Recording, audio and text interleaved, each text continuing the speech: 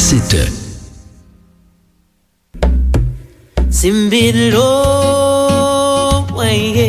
Bonjour, ici Malou Boboir sur Alter Radio. Alter Radio, l'idée frais.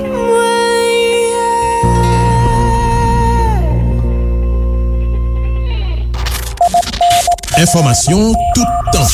Information sous toutes questions. Information dans toute forme.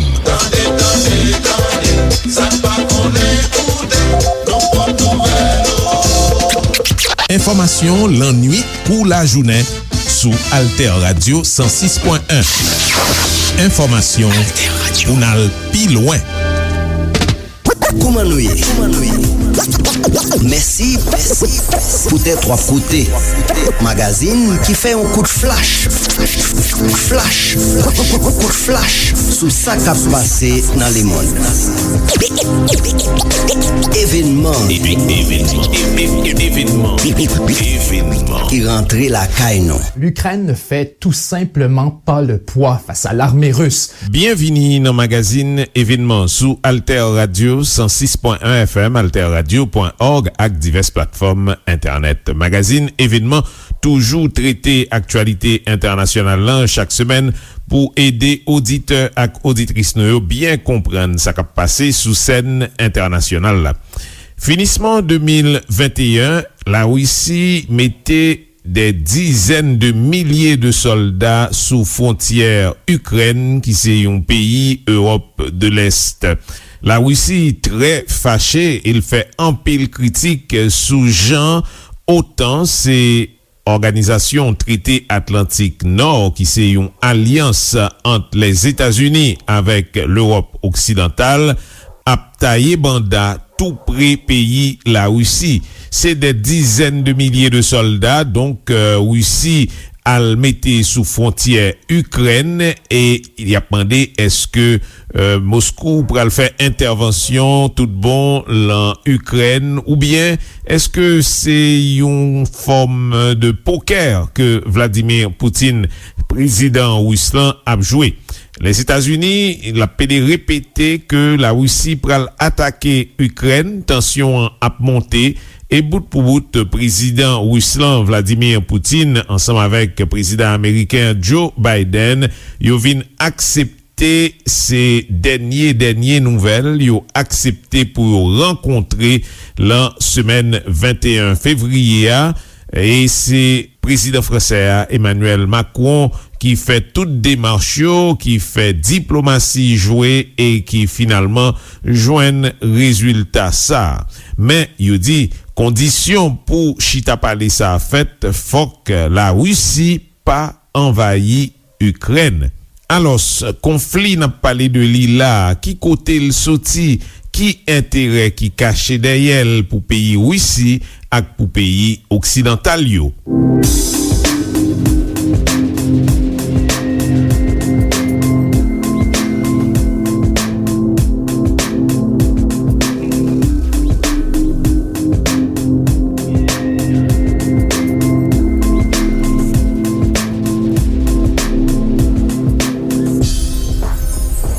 On essaye d'empêcher une guerre.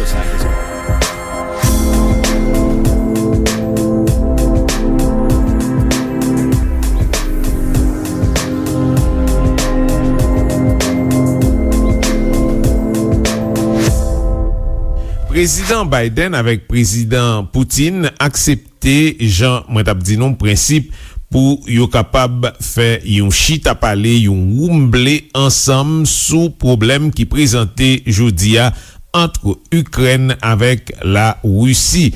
Et la France fait qu'on est très content pour ça. Ces résultats ont démarche. Président français Emmanuel Macron fait. Mais soumet ça pas qu'a fait si la Russie envahit Ukraine. Donc pour Biden chita ensemble avec Poutine, faut qu'il y ait clair que la Russie pas fait yon pas en plus pour l'entrée dans pays Ukraine alors que troupes russes yo massé sous frontière Ukraine. Joe Biden a rencontré avec Vladimir Poutine, c'est ça la Maison Blanche konfirme, men yo di c'est seulement si pa genyen yon invasion ki fèt. Bon kote Kremlin li même, lan Moscou, yo pa fè anken komentèr. Pour ça, yo pral discuter lan sommet a, eh bien, c'est secrétaire d'État américain Anthony Blinken, ensemble avec ministre affaires étrangères Ruslan Sergei Lavrov, qui pral chita préparil ensemble pendant semaine 21 février. D'après ça, la France fait connaître. C'est donc un moment éclairci qui arrive après une période côté en pile signe montrer un gros la guerre. Peut-être même troisième guerre mondiale t'es capable l'ouvrir en Europe.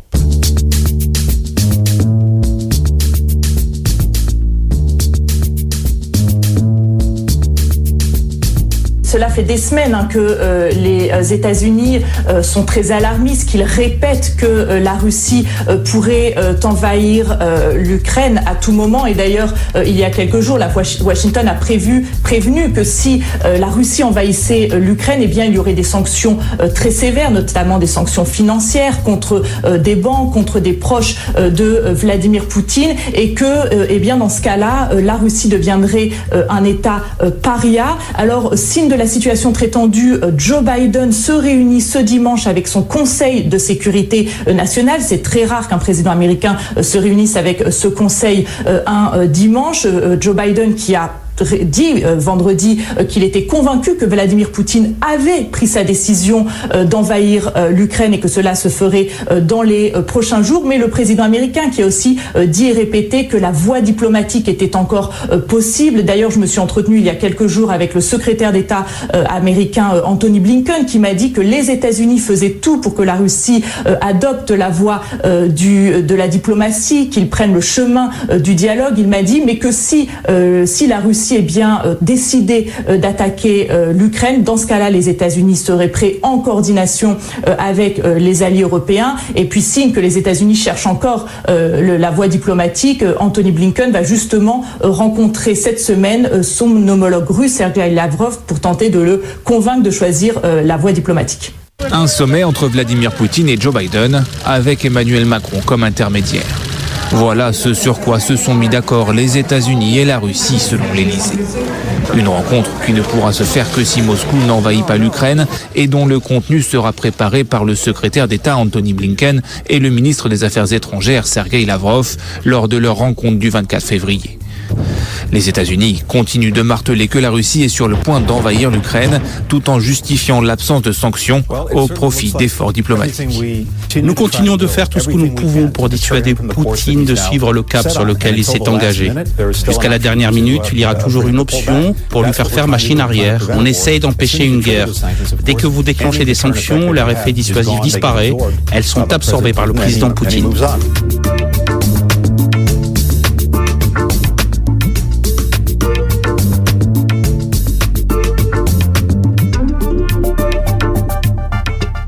Problème qui présentait entre Ukraine avec la Russie jeudi et qui gardait pays occidental tout, eh bien, faut que le monde connaisse c'est des années de frustration que la Russie a traîné et c'est ça qui menait côté nous là. Benjamin Tremblay, c'est un journaliste canadien qui toujours traité questions géostratégiques. Eh bien, il pral garder comment Vladimir Poutine lui-même li ouais question pour nous capable comprendre plus bien comment la Russie a positionné en face l'OTAN qui c'est alliance ça entre les États-Unis avec les pays occidentaux de l'Europe. Là, nous pral pencher particulièrement sur une promesse qui était faite et promesse ça qui pas t'a respecté t'a à la base de tout ça n'a observé là, c'était une rencontre secrète qui était gagnée côté Washington avec Moscou t'a pris des engagements et Washington particulièrement pour pas étendre influence li au niveau de l'Europe de l'Est et promesse ça qui pas t'a respecté ta menen nou lan situasyon ke nou trouve nou jounen jodi ya.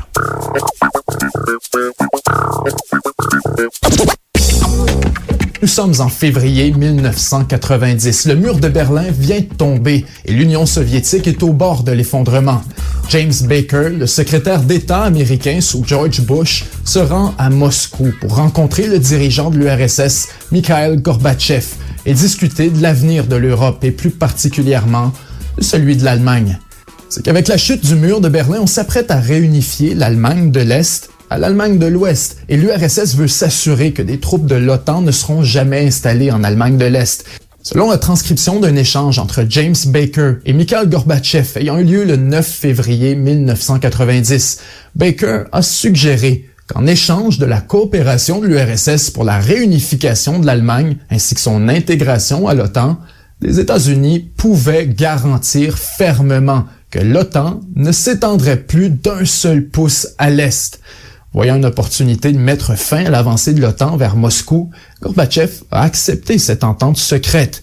L'Allemagne fut donc réunifiée et quelques années plus tard, admise au sein de l'OTAN. Et pendant tout ce temps, un certain Vladimir Poutine occupe le rang de colonel au sein des services secrets soviétiques, le KGB. Il est donc aux premières loges pour observer ces tractations diplomatiques. Le problème, c'est qu'après l'éclatement de l'URSS en 1991, l'OTAN brise sa promesse envers Moscou et se lance dans une grande expansion de l'alliance militaire. En 1999, on ajoute la Hongrie, la République tchèque et la Pologne. Puis en 2004, directement sous le nez du désormais président Vladimir Poutine, c'est au tour de la Bulgarie, de l'Estonie, de la Lettonie, de la Lituanie, de la Roumanie, de la Slovaquie, ainsi que de la Slovénie, de tous rejoindre l'OTAN. Pour Poutine, c'est rien de moins qu'un véritable scandale, une claque au visage que la Russie ne pourra jamais oublier. Encore aujourd'hui, il fait souvent référence à cette fameuse promesse brisée dans ses interventions. Selon Kerr Giles, expert des questions de sécurité touchant la Russie, la notion selon laquelle l'OTAN a fait et rompu la promesse qu'elle n'accepterait aucun nouvel État membre en Europe de l'Est est l'une des idées fondamentales qui guident la vision de la Russie, d'un Occident hostile. Évidemment, les États-Unis ont toujours nié que cette promesse a eu lieu. Ils affirment encore aujourd'hui que c'est une invention de la propagande soviétique et que rien de la sorte n'a été mis sur la table à aucun point des négociations.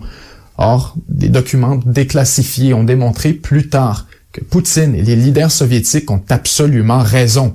On leur a bel et bien fait croire qu'après l'Allemagne, l'OTAN ne s'étendrait plus à l'Est d'un seul pouce. À la mesure que l'OTAN a intégré des nouveaux membres, les plaintes agacées des leaders soviétiques se sont progressivement transformées en suspicions.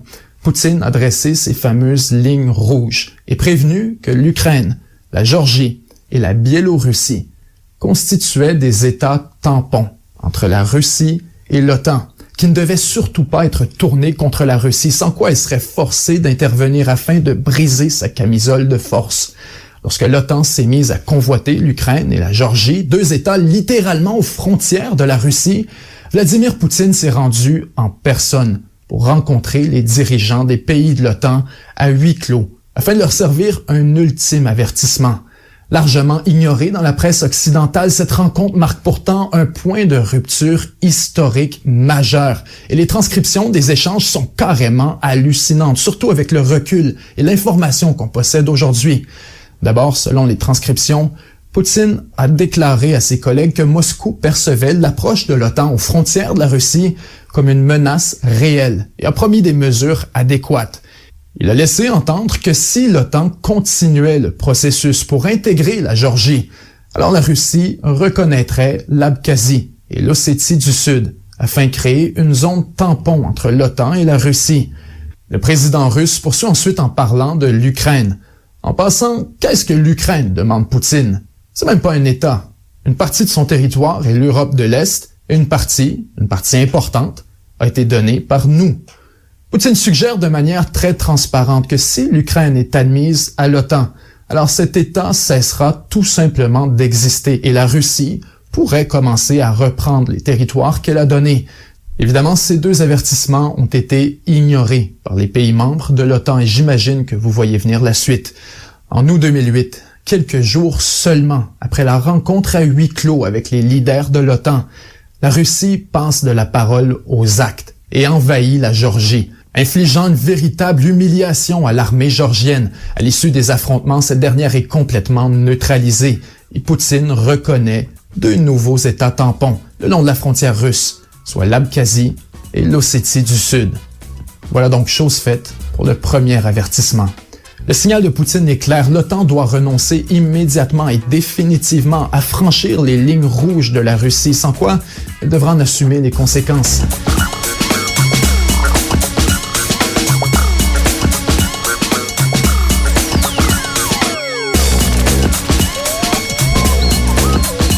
Pendant tension a monté entre Ukraine avec la Russie, eh bien Moscou lui-même li toujours dit li pa gen aucun projet pour envahir pays Ukraine, mais li dit tout que promesse qui était faite pour pays Ukraine pas entrer dans l'OTAN, faut qu'il respecte une façon pour alliance entre États-Unis avec pays occidental en Europe yo pas l'agir à l'est, une façon pour rapprocher de frontières la Russie. Mais pays occidental yo, bon côté pa yo toujours rejeté question ça. Dans le moment où on a parlé là, chef diplomatie russe avec français, c'est Sergei Lavrov avec Jean-Yves Le Drian, yo gen pour chita parler dans Moscou, tandis que gagné une réunion extraordinaire qui pour fait au niveau de l'Organisation pour la sécurité et la coopération en Europe, au SCE, sous question Ukraine lui-même. Alors, je dis, il a demandé, est-ce que gain temps toujours pour diplomatie river by résultat? Journaliste canadien Benjamin Tremblay a retourné sous situation qui gagne souterrain actuellement. L'a regardé tout divers scénarios de guerre qui capable présenter, même genre à conséquences qui capable gagner au niveau économique et géopolitique.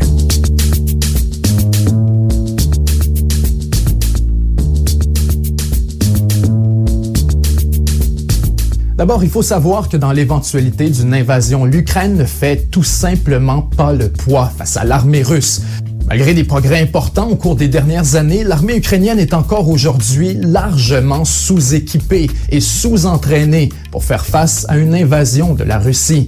La seule manière de résister de manière crédible, ce serait d'avoir un appui musclé et inconditionnel de la part de l'OTAN, ou même seulement des États-Unis. Malheureusement, pour Kiev, personne ne veut réellement intervenir avec ses propres soldats, puisque tous ont peur de se retrouver dans une guerre ouverte avec la Russie. Bien sûr, les pays de l'OTAN montrent les dents et font beaucoup de bruit et jurent tous leur appui à l'Ukraine. Certains, comme Londres et Washington, vont même jusqu'à offrir des armes. Mais la réalité, c'est qu'ils n'iront pas plus loin. Déjà, l'OTAN a clairement signalé qu'une réponse militaire était hors de question. Pareil pour les États-Unis, la France, le Royaume-Uni et l'Allemagne. L'Ukraine est largement laissée à elle-même. Le problème, c'est que la Russie détient actuellement une arme formidable, un levier stratégique ayant le potentiel de mettre l'Europe à genoux et de neutraliser la capacité de l'Ouest à répondre de manière cohérente. Cette arme, c'est le gaz naturel. Plus du tiers de l'approvisionnement en gaz naturel des pays européens est fourni par la Russie, notamment à travers un réseau de gazoducs traversant l'Ukraine. Au cours des derniers mois, Poutine a maximisé le levier de la Russie en réduisant progressivement les livraisons de gaz naturel vers l'Europe, ce qui a eu pour effet direct de vider les réserves à l'approche de l'hiver et de contribuer à une explosion du prix de l'énergie partout à travers le marché européen. En augmentant la pression militaire autour de l'Ukraine et en faisant planer le spectre d'une nouvelle guerre en Europe, Moscou alimente une panique généralisée autour de la question de l'énergie qui joue directement en faveur de ses intérêts, à plusieurs égards. D'abord, plus les prix sont élevés, plus la Russie réalise un profit important sur son gaz naturel, ce qui remplit directement les poches du Kremlin avec l'argent des pays européens. Ensuite, la dépendance au gaz naturel russe rend certains pays extrêmement vulnérables à une interruption de l'approvisionnement. S'il fallait que la Russie ferme le robinet ou que les gazoducs soient endommagés en Ukraine, alors l'Europe serait instantanément plongée dans une crise énergétique catastrophique. C'est un paramètre fondamental du calcul stratégique actuel. Les mains de plusieurs pays européens sont liées. Ils ne peuvent ni partir en guerre contre la Russie, ni la sanctionner, sans quoi ils seront privés d'un approvisionnement vital de gaz naturel. Ce n'est pas un hasard si Poutine a choisi le milieu de février pour lancer son opération contre l'Ukraine. Il sait très bien que l'hiver est son plus grand allié. Tout ça complique énormément la réponse des pays occidentaux. D'un côté, vous avez les États-Unis et le Royaume-Uni qui poussent pour des sanctions maximales contre Moscou, telles que l'exclusion du système bancaire mondial ou encore le bannissement des plus grandes banques de la Russie. On parle d'une invasion imminente, d'une menace à toute l'Europe et d'un besoin urgent de se mobiliser. D'un autre, vous avez les pays comme l'Allemagne qui sont dépendants du gaz naturel russe et qui refusent les sanctions contre le système bancaire puisqu'il deviendrait illégal ou carrément impossible pour eux de payer leurs factures. Il faut comprendre que plusieurs pays, dont l'Allemagne, ont besoin de la Russie autant pour l'énergie que pour les ressources naturelles et minières. Ils savent qu'un conflit serait désastreux et tentent autant que possible de désamorcer la crise. L'Allemagne, notamment, fait tout en son possible pour diluer, sinon carrément saboter la réponse de l'Ouest. Non seulement elle refuse les sanctions sur le secteur bancaire, mais elle refuse aussi d'envoyer des armes allemandes en Ukraine. Ainsi, lorsque l'Estonie a demandé la permission à Berlin pour transférer des armes achetées en Allemagne, encore une fois, la réponse a été un non catégorique. L'Allemagne ne veut rien savoir d'être impliquée de près ou de loin dans une nouvelle guerre ouverte en Europe. En fait, des informations suggèrent qu'elle refuse carrément le droit de passage dans son espace aérien aux avions britanniques qui transportent des armes en direction de l'Ukraine. La France, de son côté, n'a visiblement toujours pas oublié la trahison américaine de l'AUKUS. Pour poursuivre, vous avez les pays baltes qui voient bien que la réponse de l'OTAN est complètement désorganisée et conséquemment, ils s'inquiètent d'être les prochains sur la liste de la Russie. Ils demandent une réponse musclée et sont scandalisés devant l'inaction de leurs alliés de l'OTAN. La division est flagrante. L'Ouest est incapable de s'entendre sur la marche à suivre et la seule action qui fait réellement l'unanimité, c'est l'inaction. En Ukraine, le président Zelensky panique et réalise progressivement que personne ne viendra à sa rescousse. Malgré un énorme battage médiatique, les livraisons de munitions et d'équipements militaires arrivent encore au compte-gouttes. On parle surtout d'armes légères qui ont pour objectif de rendre plus coûteuse une occupation par la Russie. Or, il est évident pour tout le monde que ce ne sera pas assez pour changer le calcul stratégique. La seule chose qui retient actuellement la Russie, c'est la menace de sanctions majeures contre son économie et la rupture de l'approvisionnement dans certains secteurs de haute technologie.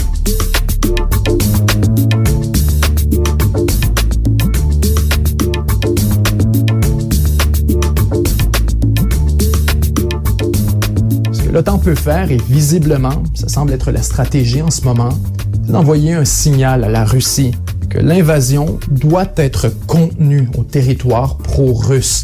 Si la Russie dépasse le fleuve Dniepr, qu'elle prend la capitale ou qu'elle menace les pays voisins de l'Ukraine, alors l'OTAN n'aura tout simplement pas le choix d'intervenir. Poutine le sait, et c'est pour cette raison que rien de tout ça ne va se produire. Bien sûr, je peux me tromper. Selon certains médias, Poutine est sur le point d'avaler l'Ukraine en entier, de lancer un grand assaut frontal et de déclencher la Troisième Guerre mondiale. Or, c'est une vision extrêmement simpliste, alimentée par les déclarations sensationnalistes de politiciens en difficulté dans les sondages, tels que Joe Biden et Boris Johnson. La question est beaucoup plus complexe. Les États défendent leurs intérêts. Il est aucunement dans l'intérêt de la Russie d'aller de l'avant avec ce genre de folie. La Russie n'est pas irrationnelle. Moscou a besoin de ses revenus de gaz naturel, au moins autant que l'Europe a besoin de l'énergie russe. On n'assiste pas à un combat de boxe, mais bien à une partie d'échecs. Dans tous les scénarios, les conséquences géopolitiques seront profondes. La Russie pourrait retirer ses troupes demain matin et elle aurait quand même plusieurs gains. D'abord, elle a exposé l'hypocrisie de l'Ouest quant à l'Ukraine et démontré clairement que personne ne viendrait à sa défense. Elle a divisé l'OTAN, creusé le fossé entre Berlin et Washington, fait la même chose avec Paris. La Russie se rapproche de la Chine et consolide ses liens stratégiques avec l'Iran. Or, il y a aussi des coûts importants qui vont laisser une marque sur la Russie. Premièrement, son gaz naturel est exposé à la vue de tous. comme un instrument de manipulation géopolitique et de guerre hybride. Ça va faire très mal, puisque l'Europe va désormais se découpler progressivement de l'approvisionnement russe pour se tourner vers de nouveaux producteurs. La Russie devra elle-même se tourner vers de nouveaux marchés, mais tous seront désormais suspicieux de l'influence du Kremlin. Pire encore, les pays comme la Suède et la Finlande pourraient choisir de se rapprocher ou de carrément rejoindre l'OTAN, ce qui serait une catastrophe stratégique pour Poutine. Dans un tel scénario, il faut s'attendre à ce que la Russie augmente sa présence militaire en Amérique latine afin de rétablir une forme d'équilibre. En fait, Moscou fait déjà flotter cette menace et discute activement avec Cuba et le Venezuela. Est-ce que c'est un bluff? À vous de le décider. Peu importe ce qui se passe, les prochains jours vont être déterminants et changer le cours de l'histoire. Il est question de la crédibilité des États-Unis, de l'avenir de l'OTAN, de la trajectoire de la Russie, du marché mondial de l'énergie, de la sécurité de l'Europe, mais aussi du pivot vers la Chine et de la stratégie face à Taïwan. Événement.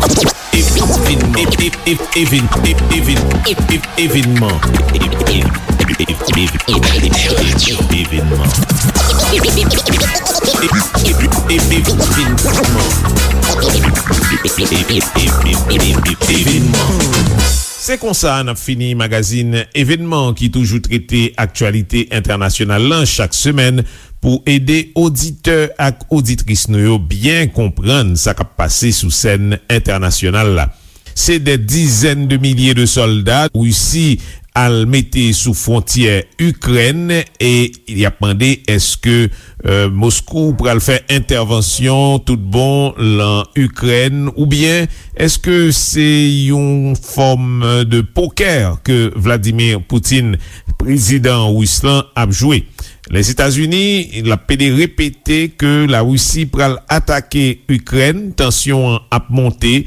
Et bout pour bout, président Ruslan Vladimir Poutine, ensemble avec président américain Joe Biden, yo vin accepter ces dernières nouvelles, yo accepté pour rencontrer la semaine 21 février, et c'est président français Emmanuel Macron qui fait toute démarche, qui fait diplomatie jouée et qui finalement joigne résultat ça. Mais yo dit condition pour chita parler ça fait faut que la Russie pas envahi Ukraine. Parmi sources dont est consulté pour magazine ça, gagné 7 jours sur terre, un média canadien, et puis gagné France 24 avec BFM TV. Merci pour attention nous, continuez suivre nous sur 106.1 FM, alterradio.org ak diverses plateformes internet. Koumanouye. Merci pour tes trois côtés. Magazine qui fait un coup de flash. Coup de flash sous ça qui a passé dans le monde. Événement. Qui rentrait la caille. La radio de demain, c'est aujourd'hui. Alter Radio, 106.1 FM. alterradio.org